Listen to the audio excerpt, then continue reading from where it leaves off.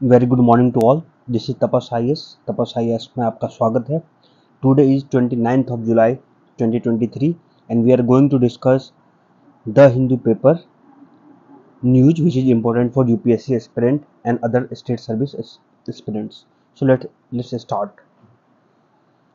First news is Bhima Koregaon case. So what is Bhima Koregaon case? So 2018 में ऐसा हुआ था कि यहाँ पे कुछ लोग जो थे वो एक सेलिब्रेशन कर रहे थे, जो 1818 की जो वॉर थी जिसमें जो लड़ाई हुई थी वो ब्रिटिश वर्सेस पेशवा हुई थी, जहाँ से पेशवा जो है अप्रॉक्सीमेटली ख़त्म हो गया था। तो उसमें दलित भाई लोग ने उसमें पेशवा के खिलाफ लड़े थे, तो वो उसको विक्ट्री मानते हैं और उसको एक अपर कास्ट का जो डोमिनेंस था उस समय पे उसको एक चैलेंज मानते थे। तो वो उसका सेलिब्रेशन कर रहे थे, तो उसी बीच कुछ लोग ने जो है वो पत्थरबाजी की, स्टोन प्लेटिंग की। तो उसको लेके उसमें कुछ लोग की मौत हो गई, तो उसको लेके एफआईआर दर्ज हुआ जिसमें बहुत सारे लोगों को वायलेंस और वो करने के जो उसमें उसको अरेस्ट किया गया। तो उससे रिलेटेड कुछ लोग थे, जैसे सुधा भारद्वाज हो गया, वरा राव हो गया, गौतम नवलखा हो गया। इन लोग को अरेस्ट किया गया था और इन पे यूपा लगाया गया था। ओके, सो इसको इन लोग में से बहुत सारे लोग को तो वैसे बेल मिल गया था, लेकिन इसमें जो वर्मन गोंसाल्वे थे उनको अभी बेल मिली है। और कोर्ट ने कहा कि जो एक्यूज्ड हैं वो बहुत साल 5 साल जेल में रहे हैं, और कोर्ट जो है वो मियरली, उसका केस ये था कि merely holding literatures propagating violent acts और participation in seminar will not constitute terrorist act. तो टेररिस्ट एक्ट यूपा के अंदर में नहीं आता है। आप सबको यूपा एक्ट पता होगी, अनलॉफुल एक्टिविटीज करने के लिए होता है, तो उसमें ये केस फिट नहीं बैठता है और इसीलिए इनको बेल दिया जाता है। तो इसको लेके था, आप सबको पता चल गया होगा कि भीमा कोरेगांव जो केस है वो किससे रिलेटेड है। वो रिलेटेड है मोस्टली 1818 के वॉर से रिलेटेड है, तो आप उसको ध्यान रखें। और इसमें तो कुछ नहीं, इसमें बेल मिला है बस, तो केवल ये है। नेक्स्ट है supreme court ask centre 6 state to respond to plea on lynching. So आपको मॉब लिंचिंग पता होगा सबको कि उसमें करते क्या है, मास किलिंग करते हैं। मास किलिंग जो रहती है वहाँ पे बहुत सारे लोग रहते हैं और एक पर्टिकुलर चीज़ों को लेके किसी पर्सन को वो मार देते हैं, उसको उसकी जान ले लेते हैं, तो उसको बोलते हैं मास किलिंग। जो होता है वो group of people having with some idea या फिर सम फेक न्यूज़ या एनीथिंग हो सकता है वो। और जो वो मॉब है वो जो है वो है वायलेंट हो जाती है और सामने वाले को किसी भी, आपने सुना होगा कि कोई गाय को लेके हो जाता है, कभी कभी कोई एक फेक न्यूज आ जाता है, उसको लेके लोग किसी गाड़ी रोकते हैं फिर मार देते हैं। तो इस टाइप की लिंचिंग जो होती है, जहाँ पे जो भीड़ जो है वो ट्रायल से पहले ही सजा सुना दे। अगर वो कोई किसी टाइप का ऑफेंस किया है तो उसको सजा मिलनी चाहिए, और सजा का देने का काम जो है वो जुडिशियल काम है। तो उनकी ट्रायल होनी चाहिए, एफआईआर होनी चाहिए, ये सारे जो लीगल प्रोसेस हैं उससे गुजरना चाहिए। लेकिन नहीं, ऐसे समय पे क्या कहते हैं, भीड़ जो है कानून अपने हाथ में लेती है और उसको एक टाइप की, उसको जो चीज़ का मतलब जितना उसको सज़ा मिलनी चाहिए उसकी जांच भी नहीं होती, कुछ भी नहीं होती है, उसकी प्रोपोर्शनिटी भी नहीं चेक होती कि ऑफेंस किस लेवल का था और उसकी सज़ा कितनी होनी चाहिए, और वो जुडिशरी को अंडरमाइन करते हुए उसको मार देते हैं। तो ये इसको लेके सुप्रीम कोर्ट काफ़ी नाराज़ है और वो उसने 6 स्टेट को अलॉन्ग विद सेंटर को उन्होंने जो है वो ऑर्डर पास किया है। कपिल सिब्बल जो थे वो उन्होंने इनके सामने पिटिशन लगाया था। तो उसको 2018 का जजमेंट आप देखेंगे, टॉप कोर्ट जो है वो तहसीन पूनेवाला का केस जो है उसमें उन्होंने बोला था कि जो मॉब वायलेंस है उसको ना आपको एक टाइप का थ्रेट समझना चाहिए और उसको ख़त्म करना चाहिए। मॉब लिंचिंग के ऊपर जजमेंट है। फिर इसके रीजन बताए हैं कि जैसे फेक न्यूज हो गया, सेल्फ प्रोफेस मोरालिटी, आपकी मोरालिटी इतनी बड़ी हो गई, सेल्फ प्रोफेस्ड हो गई कि नहीं नहीं ये कैसे कर सकता है, ये मोरालिटी सोसाइटी के मोरालिटी के खिलाफ है, इसको तो मैं सज़ा सुनाऊंगा, इसको तो हम लोग मिलकर सज़ा सुनाते हैं। यहाँ आपने एक फॉल्स स्टोरी बिल्ड कर ली है, आपको कहीं से फॉल्स स्टोरी पता चल रहा है, आप उसके लिए आप एक्शन में आगे हैं।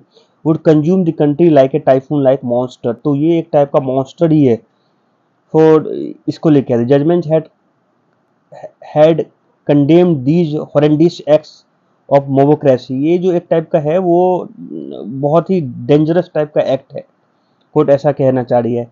As an anathema that requires a special law and punishment, इसके लिए स्पेशल लॉ, एक पनिशमेंट डिफाइन करनी पड़ेगी हमें। कोर्ट ने जो जिन स्टेट को समन किया है उसमें महाराष्ट्र, उड़ीसा, हरियाणा, बिहार, मध्य प्रदेश, आप इन स्टेटों को देखिएगा, यहाँ मॉब लिंचिंग के केसेस दिनों दिन बढ़ते जा रहे हैं, इंक्लूडिंग यूपी, मध्य प्रदेश, जो भी है।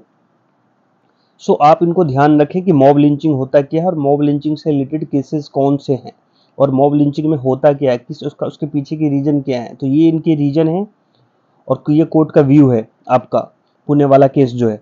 और कोर्ट कहती क्या है, होना क्या चाहिए, आपको एक स्पेशल लॉ और पनिशमेंट उसमें डिफाइन होना चाहिए जिसपे उसको एक डेटरेशन का काम करे कि आप जो है जुडिशरी के पावर को अंडरमाइन ना कर सकते हुए जुडिशरी के जो एक ट्रायल है, जो एक किसी भी एक्यूज का जो राइट्स है, आपको पता होगा जैसे आपका राइट्स है फंडामेंटल राइट्स, वैसे भी एक्यूज के भी राइट्स होते हैं, ठीक है। तो आप उसको समझे कि एक्यूज के राइट्स को आप छीने ना, ठीक है। At the and he is also human beings, तो आपको कुछ भी हो, आपको उनको सजा जो भी होगी, अब जिस लेवल का उन्होंने गलती किया उस लेवल की सजा मिलेगी, लेकिन सजा वो आप ना दे, वो सोसाइटी ना दे, उसको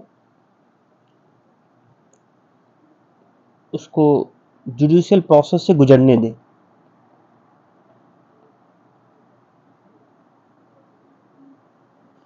सेम चीज़ें ऐसा हुआ था कि अभी जो लोगों ने पुलिस वाले को मार दिया तो पुलिस वाले ने फिर सामने वाले को मार दिया, तो आपको ये फिर गांधी जी की वही बात याद आती है कि अगर आप आंख के बदले आंख लोगे तो पूरी दुनिया जो होगी वो अंधी हो जाएगी।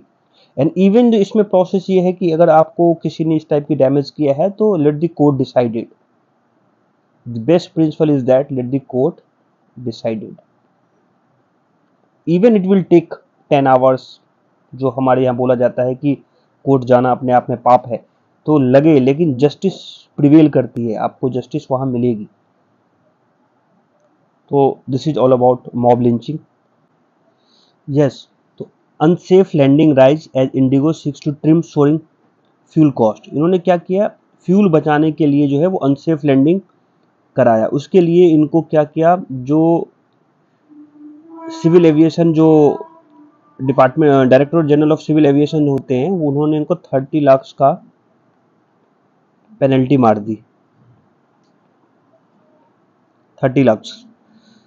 सो ये पायलट ने कंप्लेन किया था कि ये जो उतारते हैं जब लैंडिंग करते हैं उस समय पे इनको 4 फ्लिप्स का यूज करना चाहिए था, 4 flips if I am not wrong, ये 3 पे उतार देते हैं। उससे क्या होता है, उससे इनकी फ्यूल सेव होती है, जो कि कंज्यूमर के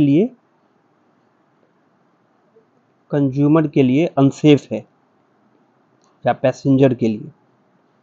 तो इसके लिए उन्होंने इनके ऊपर, ये फ्लिप्स नहीं है, फ्लैप्स है, सॉरी, करेक्ट कर लीजिएगा। तो दिस इज, तो कुछ बड़ा न्यूज़ नहीं था, बस ये है कि सेफ्टी को लेकर थोड़ा इशू था।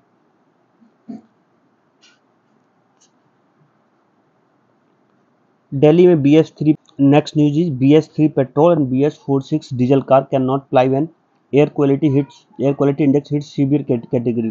तो आप सबको पता होगा कि ग्रैप जो था, ग्रेडेड रिस्पांस एक्शन प्लान जो था वो 2016 में आया था, जो सेंट्रल पोल्यूशन कंट्रोल बोर्ड है उसने उसको रोल्ड किया था, और 2017 में इम्प्लीमेंट हुआ। जब एयर क्वालिटी इंडेक्स जो बहुत ज़्यादा ख़राब हो जाती है, जिसको अलग अलग उसमें उन्होंने रखा कि अगर वो पीएम लेवल अगर 61 होगा तो क्या होगा, 120 होगा तो क्या होगा, 121 से लेके 150 होगा तो क्या होगा, और 251 से 350 होगा तो क्या होगा, और 350 प्लस हो जाएगा तो क्या होगा। तो ये स्टेप है कि अगर इतनी अगर आपकी एयर क्वालिटी इंडेक्स अगर इतनी डिट्रोइट होती है तो हमें स्टेप ये में लेना है, स्टेप 2 में ये लेना है, स्टेप 3 में ये कदम उठाने हैं, स्टेप 4 में ये, स्टेप 5 में इंडस्ट्री बंद कर देना। सब कुछ ये एक टाइप का एक रिस्पॉन्स है कि कैसे कैसे अगर इस टाइप की चीज़ें होंगी तो हमें लेना है। तो उसको लेके था, तो उन्होंने इसको रिवाइज भी किया है और कुछ इम्पोज रिस्ट्रिक्शंस लिए हैं कि अगर BS3 petrol, BS4 diesel engine होंगे 4 व्हीलर्स, सो जो भी है उसको लेके थोड़ा सा रिस्ट्रिक्शंस इन्होंने लगा दिया है। BS3 जो है Bharat stage third and Bharat stage BS4 जो है उसको रिलेटेड जो भी 4 व्हीलर्स हैं वो दिल्ली में कुछ एरिया में जैसे गुड़गांव, गौतम बुद्ध नगर, गाजियाबाद, वो एयर क्वालिटी को देखते हुए उसके ऊपर रिस्ट्रिक्शंस लगाए जाते थे और लगाए जा रहे हैं। तो अपने को ध्यान रखना है। और फिर ग्रैप जो है वो रिवाइज भी हो गया है, तो वो अक्टूबर 1 से, तो आपके लिए ग्रैप देखना आपके लिए ज़रूरी है कि इसमें जो PM जो 2.5 है और PM जो 10 है वो किस लेवल से इसको रखा गया है, और जो मिनिस्ट्री है कि उनसे मिनिस्ट्री के अंदर आती है, और CPCB बोर्ड कौन से हैं, ये स्टैचुरी है कि क्या है। तो आप CPCB बोर्ड को बारे में जाके एक बार गूगल कर लो और समझ लो। तो this is all about BS3 और BS6 diesel can not fly wind air quality index hit severe category. तो ये न्यूज़ है, तो आप इसको देख लेना। पॉल्यूशन से रिलेटेड न्यूज़ है, लगातार वो पूछते रहते हैं, और UPSC जो है, UPSC का फेवरेट टॉपिक है एक्चुअली। जैसे क्लाइमेट चेंज हो गया, पॉल्यूशन हो गया, तो उससे कुछ ना कुछ वो पूछते रहते हैं, तो आप उसको ध्यान रखना। ये एक छोटा सा न्यूज़ है, लेकिन इसको हल्का सा समझने की ज़रूरत है कि जो मसूरी है और अभी जो जोशीमठ हुआ था, आप सबको पता है कि जोशीमठ में क्या हो गया था, कैसे वहाँ की जो ज़मीनें थी और वहाँ पे जो घर बने थे उसमें दरारें आने लगी थी, और उसके रीजन जो थे बहुत सारे लोगों ने उसके ऊपर कमेटी बैठी है, अभी आई नहीं है। इंफ्रास्ट्रक्चर्स का जो इंक्रीज हुआ है, तो उसकी वजह से वो वहाँ पे इस टाइप की चीज़ें हुई हैं। और भी बहुत सारी चीज़ें हैं, नेचुरल रीजन्स होंगे डेफिनेटली, नेचुरल रीजन्स तो हर जगह होते ही हैं, लेकिन इसके अलावा वहाँ पे एक इंफ्रास्ट्रक्चर बहुत बड़ा इशू था। और वो इंफ्रास्ट्रक्चर कर क्यों रहे हैं? क्योंकि जो यहाँ से जो टूरिस्ट जा रहे हैं वो विजिट बहुत कर रहे हैं, तो उसकी वजह से इंफ्रास्ट्रक्चर उनको उस लेवल का रखना पड़ेगा। तो मसूरी को लेके ये है कि ये जोशीमठ एक टाइप का वार्निंग था। तो मसूरी भी अपने आप में खतरे के डेंजर से बाहर नहीं है, तो उसके लिए कि NGT का एक पैनल जो है वो उसको देखेगा और टूरिस्ट इन्फ्लक्स के बेस पे चेक करेगा कि क्या कदम उठाने चाहिए और किस तरीके की चीज़ें जो है पॉपुलर हिल रिसोर्ट जो हैं वो ले रहे हैं रिलेटेड टू विजिटर्स। तो उसको लेके एक छोटा सा न्यूज़ था, तो उसको लेके मैंने बताने की कोशिश किया है। ये एक्चुअली डिजास्टर वाले क्वेश्चन में पूछा जा सकता है, डिजास्टर रिलेटेड क्वेश्चन में पूछा जा सकता है। So this is a short news. Next है तेलंगाना को लेके, और उसमें जो फ्लड को जो फ्लैश फ्लड है उसको लेके है, और ये गोदावरी से रिलेटेड है। ये गोदावरी जो है वो उसमें पानी बहुत ज़्यादा हो गया है, और वो भी जो है जो आंध्र प्रदेश की जो गवर्नमेंट है, जो निचले इलाके के लोग थे उसको इवैक्यूएट करने की पूरी कोशिश कर रहे हैं, और बहुत लोगों को कर दिया है। तो जैसे अपन ने यमुना फ्लड किया था, वैसे आप गोदावरी फ्लड्स को लेके आप उसका रीजन पढ़ो कि फ्लैश फ्लड्स क्यों आ रहे हैं। तो गोदावरी को लेके कुछ छोटे मोटे पॉइंट है जो मैं आपको डिस्कस कर देता हूँ कि गोदावरी जो है वो त्र्यंबकेश्वर, एक नासिक है, नासिक जगह है महाराष्ट्र में, त्र्यंबकेश्वर से निकलती है। इनकी राइट ट्रिब्यूटरी जो है वो प्रवारा, मंजरा, मानेर, ये सब हैं, और लेफ्ट प्राणहिता, इंद्रावती, बाणगंगा, तो ये इनके ट्रिब्यूटरीज हैं। इन पे एक डिस्प्यूटेड डैम है पोलावरम, ये न्यूज में था 2022 या 21 के समय में, आप देखिएगा इसको। पोलावरम न्यूज में था क्योंकि उसमें जो था आंध्र प्रदेश, उड़ीसा और छत्तीसगढ़ का डिस्प्यूट हो गया था, और ये केस शायद मेरे हिसाब से फाइनल सुप्रीम कोर्ट तक गया था, और मोस्टली मेरे हिसाब से सुप्रीम कोर्ट गया ही था। तो आप पोलावरम डिस्प्यूट देख लें एक बार, डैम, ठीक है, मैप पे जाके। और इसमें गोदावरी जो है वो आपको पता है 1465 किलोमीटर की है, सेकेंड लॉन्गेस्ट रिवर है, तो गंगा के बाद डेफिनेटली, इसीलिए इनको दक्षिणी गंगा भी कहा जाता है। उसके बाद इसमें ये जो हैं तो महाराष्ट्र, तेलंगाना, आंध्र प्रदेश, छत्तीसगढ़, उड़ीसा, ये 5 स्टेट से बहती है, तो आप इसको ध्यान रखें। तो this is all about Godavari. Next we are moving to next topic. Editorial में आपको पता है 16th फाइनेंस कमीशन 2026 से उनका स्टार्ट होगा टेन्योर, तो वहां से के लिए उनका कुछ सुझाव दे रहे हैं। सी रंगराजन जो है, जो 12th फाइनेंस कमीशन के चेयरमैन थे, उन्होंने दिया है, और डी के श्रीवास्तव साहब जो थे वो 12th फाइनेंस कमीशन के मेंबर थे। ये दोनों बता रहे हैं कि जो 16th फाइनेंस कमीशन होगा वो कौन कौन सी चीज़ों को ध्यान रखें और कौन कौन सी चीज़ों को ध्यान ना रखें। आपको पता है फाइनेंस कमीशन जो है वो आर्टिकल 280 के अंदर में कवर किया गया है। आपको ये भी पता होगा कि आपकी उसका क्वालिफिकेशन, टेन्योर, प्रेसिडेंट किस तरीके से उनको अपॉइंट करता है। लगातार मैं इसको बताते जा रहा हूँ, लेकिन आज मैं वो स्टैटिक पोर्शन ना लेते हुए इनकी ये जो कहना चाह रहे हैं रंगराजन साहब, उसको डिस्कस करते हैं। तो 16 finance commission is due to be set by shortly, ये इनका जो है सेटअप होने वाला है, और इसमें कौन कमेटी होगा और कौन उसके मेंबर्स होंगे, उसके डिस्कशंस होंगे। द कंबाइंड गवर्नमेंट डेट, ये कहना चाह रहे हैं कि जो combined government debt to GDP ratio है वो 90% एट द एंड ऑफ 2021 में हो गया था। तो 2020-21 के समय में टैक्स टू जीडीपी रेशियो जो था, sorry debt to GDP ratio जो था, जो हमने डेट लिया था और उसका जीडीपी रेशियो जो था वो 90% के आसपास था। कोविड था, ऑफकोर्स बढ़ना था, तो ये कोई बड़ी चीज़ नहीं है कि आप कोविड में इतनी सारी फैसिलिटीज़ देंगे तो डेफिनेटली आपका जो डेट होगा वो जीडीपी के कंपेयर में बढ़ेगा। तो 90% हो गया था, इट्स ओके। आगे देखते हैं ये क्या कहते हैं।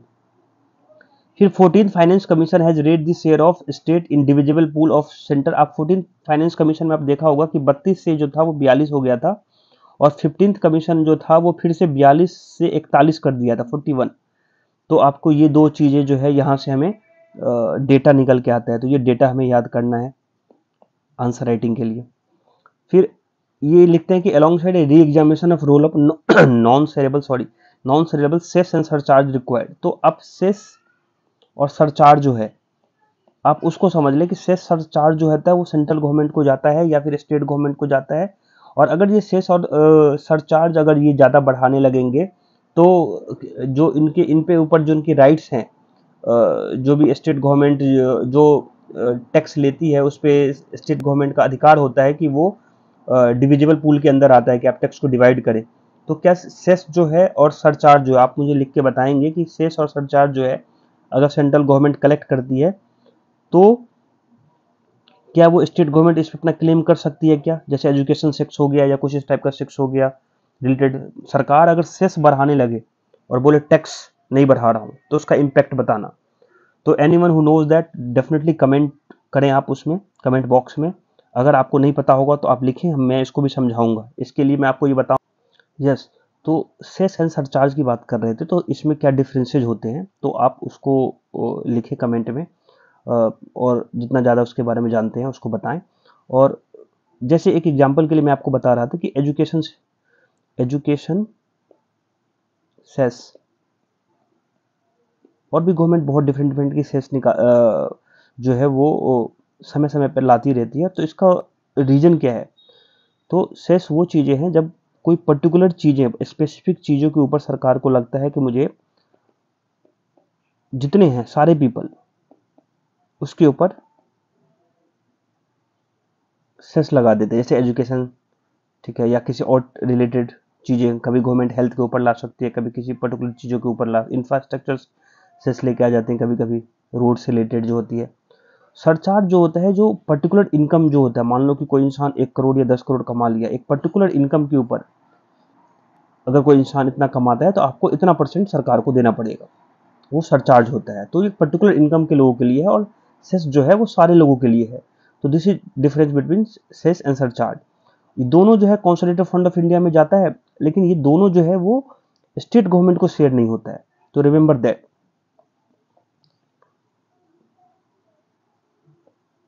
कि cess and surcharge consolidated fund of India को जाता है और शेयर नहीं होता है स्टेट के साथ, स्टेट गवर्नमेंट के साथ शेयर नहीं होता है। एक टॉपिक इन्होंने जो कवर करने की कोशिश किया है, उन्होंने ये भी बोला है कि सेस एंड सरचार्ज की जो चीज़ें हैं, तो डेफिनेटली अगर अगर अगर आप इसको अगर बढ़ा रहे हैं तो डेफिनेटली आप स्टेट गवर्नमेंट जो हैं उनके जो शेयर हैं डिविजिबल पूल में, जो टैक्सेज में, वो कम हो जाएंगे। तो इसके ऊपर भी ध्यान देने की जरूरत है। An issue of concern in recent year has been the poor performance of, अभी जो था ये इशू था जीएसटी को लेकर, लेकिन जीएसटी अभी जो 2 साल से है वो अच्छा परफॉर्म कर रही है, तो कोई वो इशू नहीं है ऐसा डिविजन पूल में, ये अब ये इशू नहीं रहा। यस, उसको कॉम्प्लेक्सिटी है थोड़ा सा, लेकिन उसको सही किया जा सकता है, जो भरने में, जीएसटी भरने में लोग कहते हैं।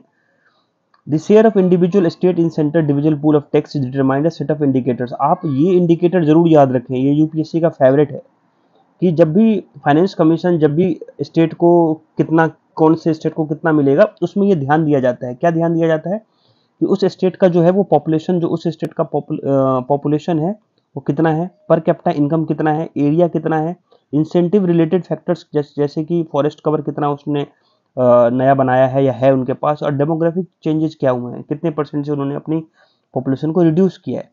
इन सब चीज़ों का पैरामीटर देखते हुए फाइनेंस कमीशन जो है रिकमेंड करती है कि स्टेट का कि कितना किसको मिलता है, और उसी बेस पे मिलता है इनको। फिर एक चीज़ें लिखती है कि पर कैपिटा इनकम को लेके कि जो जो स्टेट ज़्यादा पर कैपिटा इनकम है और उनको कम मिलता है, जिनको कम है पर कैपिटा इनकम उनको ज़्यादा दे देते हो, तो वो लार्जर जो शेयर ऑफ लोग हैं जो कहते हैं कि जो बहुत ज़्यादा जो है वो टैक्सेज जो है वो गरीब स्टेट को चला जाता है। हम गरीब तो नहीं बोल सकते, जो लोग जिनका जो पर कैपिटा इनकम जो है लो है, उन स्टेट को ज़्यादा दो। डेफिनेटली आपको उनको डेवलप करना है।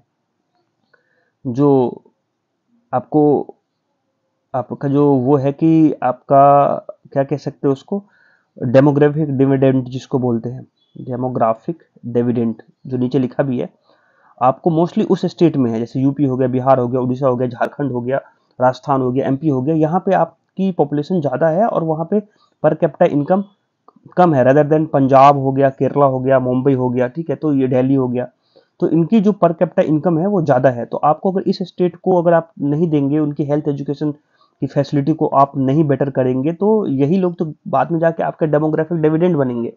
तो इसीलिए इनको उनके शेयर में थोड़ा सा ज़्यादा दिया जाता है, और वो हाईएस्ट 45% है। इस पे बार्गेनिंग हो सकती है, इनका कहना है कि हाईएस्ट 45% है, 40 के आसपास ले आओ और बाकी चीज़ों में उनको ग्रांट के रूप में दो। तो दिस इज ऑल अबाउट ये।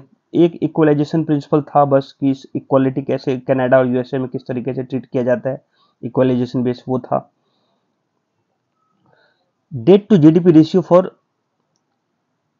The combined account of central, आपको ये बताने की कोशिश कर रहे हैं कि 2020-21 में जो है वो डेट टू जीडीपी रेशियो जो सेंट्रल स्टेट का वो 89.8 है। उसके बाद ये कहने की कोशिश कर रहे हैं कि एफआरबीएम जो एक्ट था 2018 में लाए थे, फिस्कल रिस्पॉन्सिबिलिटी इन बजट मैनेजमेंट जो था, वो ये कहता रिकमेंड करता था कि 40 सेंटर का 20 स्टेट का होना चाहिए। आप इसको याद रख लें कि 40 जो है वो सेंट्रल गवर्नमेंट जो है, जो डेट टू जीडीपी रेशियो उनका इतना हो सकता है। दैट मीन्स आप डेट टू जीडीपी रेशियो को ज़्यादा बड़ा चौड़ा समझ के मत समझिए। आप ये समझिए कि 100 रुपये का जीडीपी है सरकार का, उसमें 40 रुपये के तुम डेट ले सकते हो, दैट्स इट। तो डेफिनेटली आप अगर जैसे जैसे ये चीज़ें बढ़ेगी, तो इसका मतलब आप बाकी चीज़ों में, इंफ्रास्ट्रक्चर प्रोजेक्ट में, या फिर जो गवर्नेंस में, या फिर किसी से रिलेटेड पर्टिकुलर चीज़ों में आप खर्चा नहीं कर पाएंगे, क्योंकि आपको डेट का जो है इंटरेस्ट भरते रहना पड़ेगा। तो 40% इस 100 में से इनका था, 20% जो था वो स्टेट का था, तो आप उसको ध्यान रखें। लेकिन ये कुछ स्टेट तो इससे ज़्यादा कर गए, इससे ज़्यादा उनके पास है डेट टू जीडीपी रेशियो, अगर स्टेट का खुद देखें तो एफआरबीएम को जो रीएग्जामिन करने की ज़रूरत है, ये कहने के, ये 15 फाइनेंस कमीशन ने भी कहा था, तो उसके बारे में ये लिखते हैं। फिर ये लिखते हैं कि these related to the proliferation subsidy, अब जो स्टेट है उनका जो है जीडीपी का जो डेट टू जीडीपी रेशियो है वो इंक्रीज हो रहा है, क्योंकि वो पुराना pension scheme, old pension scheme आपको पता है, ओपीएस, और उसके बाद सब्सिडी इनका बहुत बड़ा फैक्टर है। तो अगर ये दोनों चीज़ों को अगर बांटेंगे, तो डेफिनेटली इनका जो डेट है वो बढ़ेगा, तो डेट टू जीडीपी रेशियो इनकी बढ़ेगी, इनकी बढ़ेगी तो सेंट्रल गवर्नमेंट की बढ़ेगी, सेंट्रल गवर्नमेंट की बढ़ेगी तो सिर्फ टोटल ओवरऑल जो है इंडिया की जो डेट टू जीडीपी रेशियो है वो इंक्रीज हो जाएगा। दैट मीन्स जो है इंडिया वो निगेटिव साइड में, मतलब इंफ्रास्ट्रक्चर और डिफरेंट डिफरेंट प्रोजेक्ट्स में काम करने के लिए उनके पास पैसे नहीं रहेंगे। तो इनको जो है 16 कमीशन को इनके ऊपर ध्यान देना चाहिए। 16 finance commission should examine the subject of non merit subsidies in detail. हाँ, इनको चलो डिटेल में करेंगे, अगर ये कुछ इस टाइप की बातें करेंगे तो देखेंगे अपन भी। The finance commission should be strict about state maintain fiscal deficit within limits. तो finance commission should be strict, तो अब स्टेट जो है फाइनेंस कमीशन ये बोल रहा है कि आप उस स्टेट जो अच्छा परफॉर्म कर रहा है उसको रिवॉर्ड करो। Okay, understand. सो आप जो अच्छा परफॉर्म करेगा उसको तो डेफिनेटली अवॉर्ड करोगे ना, रिवॉर्ड दो उसको। और जो जो अ, अच्छा परफॉर्म नहीं कर रहे हैं उनको इस टाइप का थोड़ा बोरिंग जो है उनका जो उनको है उनको रोक दो, पनिश करो। तो उससे रिलेटेड है ये। तो आप, ये फाइनेंस कमीशन से रिलेटेड न्यूज़ था, तो इसको ध्यान में रखें। नेक्स्ट देखते हैं, ये कुकी को लेके है कि कैसे जो वॉर के समय में जब कॉन्फ्लिक्ट होता है तो वुमेन सबसे ज़्यादा वल्नरेबल कंडीशन में आ जाती है। इसका रीजन क्या है? वॉर हो रहा है, अगर ये आपका क्राइसिस है तो सबके बीचों में है, उसमें वुमेन कैसे वल्नरेबल हो जाता है, तो उसके ऊपर में उन्होंने लिखा है, तो आप उसको ध्यान दें। Mines and minerals amendment bill जो है वो पास हो गया है, आप उसको, 2 हेल्थ बिल पास हो गए हैं, नेशनल नर्सिंग से रिलेटेड, मिडवाइफ से रिलेटेड, और एक जो है वो डेंटिस्ट से रिलेटेड। तो आप, कुछ भी नया आएगा तो इसमें डिस्कस करेंगे। छोटा राजन को जो है उन्होंने बेल दे दिया है, किसी पर्टिकुलर चीज़ों में एक्विट कर दिया है, ठीक है, तो उसमें ध्यान रखेंगे। उनके ऊपर बहुत सारे केसेज हैं, एक केसेज से फ्री हो गया तो क्या हो गया भाई, इसके ऊपर 70 से 80 केसेज चल रहे हैं, 71 केसेज चल रहे हैं भाई। तो एक पर्टिकुलर चीज़ों में जो केस था उसमें उनको एक्विट किया गया। तो दिस इज ये। उसके बाद जो है कि हाँ, यस, ये है कि प्रेसिडेंट जो है वो आईएमएम में भी एक बिल प्रपोज हुआ है जिसमें प्रेसिडेंट एज ए विजिटर है। अब ये इसको पीछे लाने की क्या रीजन है वो डिटेल में जब आएगा तो उसका प्रोज एंड कॉन्स अपन देखेंगे। कि introduce Indian institute of management bill pass हुआ है लोकसभा में फ्राइडे को, तो उसमें जो है प्रेसिडेंट जो है वो चेयरपर्सन, उनको विजिटर बने हैं और वो नॉमिनेट कर सकते हैं चेयरपर्सन को और बोर्ड ऑफ गवर्नर को। तो इसके पीछे का रीजन अपन डिस्कस करेंगे कि आईएमएम में प्रेसिडेंट जाएंगे सारे आईएमएम में और वो वहाँ के चेयरमैन को नॉमिनेट करेंगे, उससे क्या उनको हासिल करना है वो, उसके पीछे का डेफिनेटली कुछ ना कुछ रीजन होगा। जब उसमें आएगा पेपर में लगातार छापेंगे ये लोग कि उससे ड्रॉबैक क्या है, तो डेफिनेटली अपन डिस्कस करेंगे। 10th शेड्यूल को लेके लगातार चर्चा थी कि 10th शेड्यूल पे कुछ अमेंडमेंट होगा, लेकिन अभी ने सीधे सीधे मना कर दिया है कि अभी ऐसा कुछ भी नहीं है। जो 10th शेड्यूल है वो एंटी डिफेक्शन लॉ है, आप सबको पता है, 52nd अमेंडमेंट से आया था, कॉन्स्टिट्यूशनल अमेंडमेंट से। तो उसमें यह है कि अगर एक जो इलेक्टेड पर्सन है अगर वो अपना पार्टी छोड़कर दूसरे पार्टी ज्वाइन करता है तो कौन कौन से कंडीशन में वो डिफेक्टेड हो जाएगा और कौन कौन में वो डिफेक्शन से एक्सेप्शन है। कुछ इसमें एक्सेप्शंस भी हैं, आप उसको देखना जरूर, पॉलिटी की बुक में दिया हुआ है, आप एक्सेप्शन पढ़ें कि उसमें जैसे स्पीकर के लिए है, नॉमिनेटेड मेंबर के लिए है, उसके लिए एक्सेप्शंस हैं कि इस पर्टिकुलर कंडीशन में अगर तुम एक पार्टी को छोड़कर दूसरे में जाओगे भी तो तुम डिफेक्टेड नहीं, डिफेक्टेड मतलब तुमको तुम्हारी जो सदस्यता है वो रद्द नहीं होगी। तो उसको लेके था कि इसको अमेंड करने की, उसको सुधार करने की ज़रूरत है, क्योंकि आपको अभी आप अपने महाराष्ट्र केस में देखा होगा कि कैसे शरद पवार और जो अजित पवार हैं तो उनकी पार्टी में लगातार डिफेक्शन को लेके चल रहा है। तो इस पे लोकसभा में होना था कि बिल पास होना था कुछ, लेकिन अभी उन्होंने बोला कोई कोई प्रपोजल ऐसा नहीं है अमेंड करने की। तो जब अमेंड करेंगे 10th शेड्यूल तो देखेंगे, पढ़ेंगे अपन। India Japan will work to strengthen peace time cooperation. तो yes, India Japan will peace time cooperation के बारे में दोनों बात कर रहे हैं। और इसमें जयशंकर साहब से पूछा गया था कि आप बताओ कि कैसे अगर ऐसा ताइवान को लेके अगर ऐसा केसेज हो जाए जिस पे चाइना अपना वो दिखा रहा है अपना बड़ा भाई होने का उस पे, और हमेशा से उस पे उसका ठोस कदम रहा है चाइना का, जैसे ताइवान स्टेट को लेके भी न्यूज़ है, तो उसमें आपका क्या रोल रहेगा। तो फिर वो उसके ऊपर बोलते हैं कि जो वॉर के समय में जो होता है पीस के समय में आपके रिलेशन कैसे मैटर करते हैं वो भी मैटर करता है। और फिर ये बात रही, ये तो हमारा ये तो नेचुरल पार्टनर है, जापान जो हमारा है वो नेचुरल पार्टनर है, तो इसमें हमें कुछ करने की जरूरत, कोई ऐसा नहीं कि बनाया हुआ पार्टनर है, तो ये नेचुरल पार्टनर है, तो हम नॉर्मली बात करके पीस करके सारी चीजें सॉल्व कर लेते। फिर उसी को उल्टा करके पूछा गया जापान के योशी मासा से कि आप बताएं कि अगर इंडिया और एलएसी, इंडिया और चाइना से related line of actual control में अगर इस टाइप की चीज़ें हो जाए तो आप किस तरीके से करेंगे। तो वो बोले कि हम डिफरेंट डिफरेंट मेरीटाइम एक्सरसाइज कर रहे हैं और पीपल टू पीपल कांटेक्ट हमारा अच्छा है, तो हम डेफिनेटली उसमें मदद करने की कोशिश करेंगे जैसे भी होगा।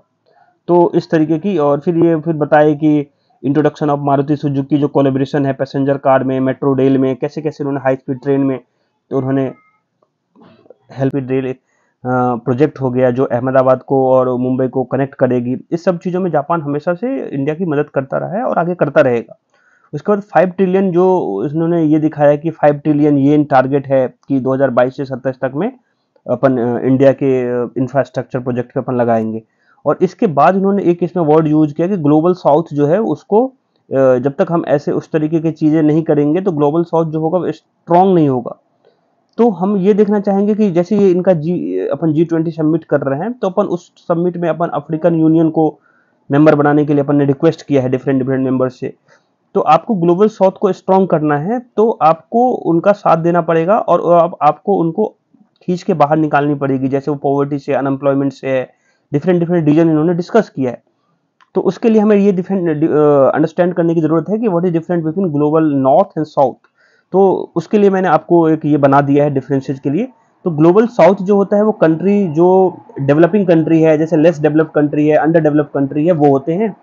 और ये प्राइमरी जो है वो अफ्रीका, एशिया और लैटिन अमेरिका में होते हैं प्राइमरीली। इसका मतलब ये कि कोई इसका ये ऐसा नहीं है कि ये एक्सक्लूसिवली है, ये हमेशा ऐसा मतलब अफ्रीकन कंट्री हो गया, एशियन कंट्री हो गया, लैटिन अमेरिकन कंट्री हो गया, ठीक है। तो वो सब जो है वो ग्लोबल साउथ का पार्ट है।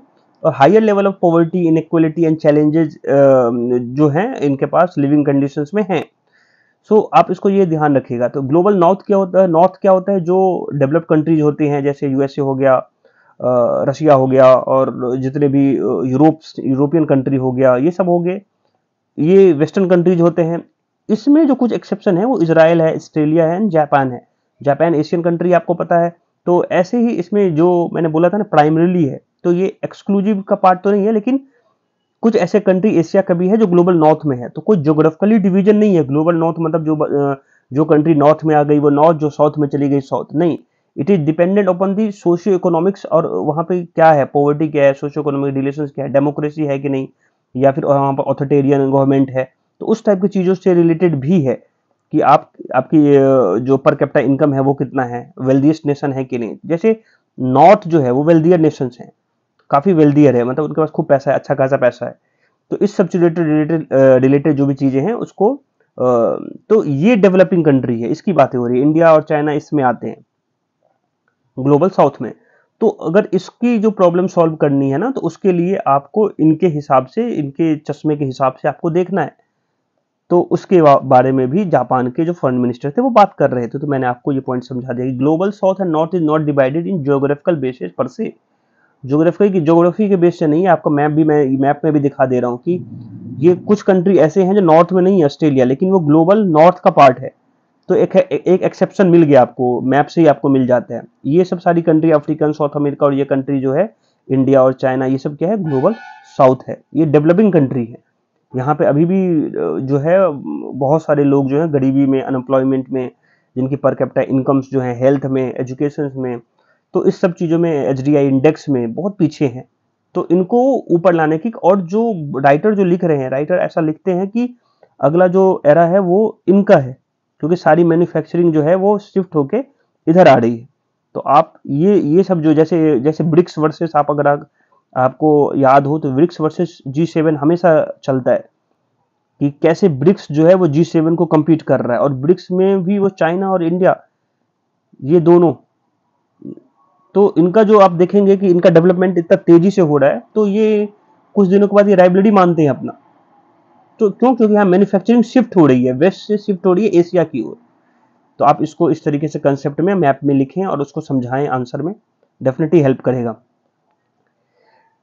ये सेमीकंडक्टर चिप को लेके जो अभी सेकेंड वाली मीटिंग हुई है, सेमीकॉन इंडिया 2023 कॉन्क्लेव, वो गुजरात अहमदाबाद में हुई है। सेकेंड था ये।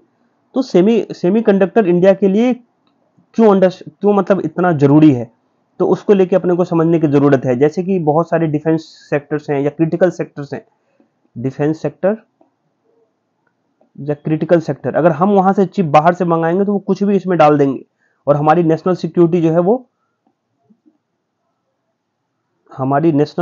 जो है ना वो कॉम्प्रोमाइज्ड हो जाएगी। सो हमें अपना चिप जो है, अपना है सेमीकंडक्टर चिप जो है वो हमें बनाना पड़ेगा, और उसके लिए लगातार जो हमारी गवर्नमेंट है वो मेहनत कर रही है, डिफरेंट डिफरेंट, जैसे टैक्स में रिलीफ देना, लैंड फ्री में देना, बिजली फ्री में देना, वहाँ पे आपको एम्बियंस क्रिएट करना, एक स्टेबल गवर्नमेंट देना। तो ये डिफरेंट डिफरेंट चीज़ें लिख रही है, कॉर्पोरेट टैक्स में छूट, availability of huge market, labour जो है बहुत, हम इंडिया का जो है वो बहुत ही कंफर्टेबल प्राइस में आपको मिल जाता है, हाई लेवल का इंटरनेट पेनिट्रेशन है, फाइबर इंफ्रास्ट्रक्चर है।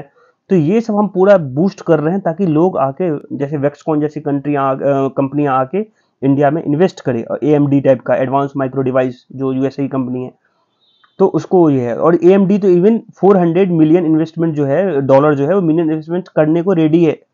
तो आपको समझ ले, तो हमें ये समझना है। तो उसके लिए हम ये समझ रहे हैं कि ज़रूरत क्या है। तो semiconductor are manufactured in few countries because of the exorbitant cost of setting, क्योंकि उसमें कॉस्ट बहुत ज़्यादा लगता है, उसका फैब्रिकेशन यूनिट बनाने में कॉस्ट ज़्यादा है, इसीलिए कुछ ही कंट्रियों के पास जो है उसमें उनका पूरा उनका राज चल रहा है। Supply chain were impacted during the pandemic, आप पेंडेमिक के समय हो या लीडिंग टू शॉर्टेज, उसके समय में आपकी सप्लाई चेन क्या हो जाती है, कम हो जाती है। उसकी वजह से क्या होता है, हम अपना मैन्युफैक्चरिंग कर नहीं पाते, क्योंकि हम डिपेंड करते हैं कि ताइवान से आएगा। और शायद मैंने यहाँ आज फिर से आप लोग को फॉक्सकॉन जो है कंपनी, मैंने उसको वियतनाम बोल देता हूँ बार बार, मैं माफ़ी चाहता हूँ कि फॉक्सकॉन जो है वो ताइवान है। ये मेरे को कन्फ्यूजन हो जाता बाद में, ये दोनों नाम में, इसकी वजह से हो रहा है।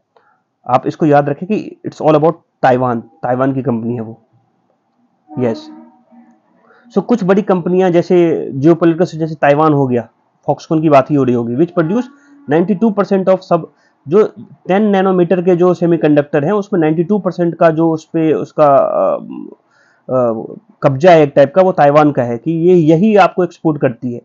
फिर अनसर्टन फ्यूचर्स, फिर 75% of chip manufacturing capacity consider, अब उसके बाद 75% जो चिप मैन्युफैक्चरिंग कैपेसिटी है वो चाइना और ईस्ट एशिया का है। सो अगर इनके समय में अगर ये रॉ मटेरियल देने से मना कर दिया, तो अपना पूरा का पूरा मैन्युफैक्चरिंग जो बेस्ड है इलेक्ट्रॉनिक सर्किट्स की, वो डगमगा जाएगी। तो उसके ऊपर अपने को ध्यान देना है। उसके बाद ये है कि supply chain move out chain, ठीक है, that's plenty of reason of India become self sufficient and indigenous manufacture semiconductors. India has started to move in direction offering, ये सब हमने क्या क्या उनके लिए किया है वो।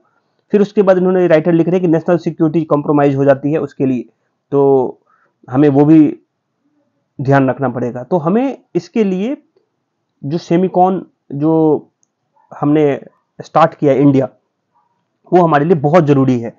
क्यों? क्योंकि कमिंग एरा में आपको इलेक्ट्रॉनिक्स चीज़ें से ही पूरा, जैसे आईओटी के बारे में आपने पढ़ेगा, और जितने भी चीज़ें हैं वो इंटरनेट बेस्ड और इलेक्ट्रॉनिक बेस्ड होंगी। तो आपको उसके लिए रॉ मटेरियल, आपको चिप लगेगा। तो आप अभी से, जैसे इन्होंने क्या है, जो है बेंगलोर में कहीं पे इन्होंने इन्वेस्ट किया है ऐसा, जो कौन सी कंपनी थी, एएमडी एडवांस माइक्रो डिवाइस, जो यूएसए की कंपनी थी, वो बेंगलोर में है। बेंगलोर में वैसे ही आपको पता ही है कि जो भी चिप की बहुत सारी चीज़ें हैं वो बेंगलोर में होती है, तो उन्होंने वहीं पे सही स्पॉट चूज किया। तो this is all about chip making industry. आपको याद रखना है कि सेमीकॉन इंडिया 2023 कॉन्क्लेव गुजरात में अहमदाबाद में हुआ है, और ये सेकेंड है। और उसके मेंस के हिसाब से मैंने आपको बता दिया कि उसकी रीजन क्या है, कि कैसे हमारी नेशनल सिक्योरिटी जो है वो कॉम्प्रोमाइज हो जाती है, कैसे हम मैन्युफैक्चरिंग सेक्टर्स में अच्छा परफॉर्म नहीं करेंगे। तो आपको बस उतना ध्यान रखना है। इसके बाद ये है कि कुछ रैपिड शिफ्ट हुआ है, कुछ पर्टिकुलर महाराष्ट्र में कोई सहादरी जो है, सहादरी आपको पता है वेस्टर्न घाट की पार्ट की बात की हो रही है। तो वहाँ पे अगर आप ट्रेडिशनल शिफ्ट करेंगे, अब ग्रेन कल्टीवेशन से अगर आप प्लांट में शिफ्ट करते हैं, तो कैसे जो वहाँ के जो आपको बायोडाइवर्सिटी है वो किस तरीके से चेंज हो रही है, छोटे छोटे जानवर सब, वो तो इतना इंपॉर्टेंट नहीं लगा क्योंकि उसमें बहुत सारे जानवर दे रखे थे।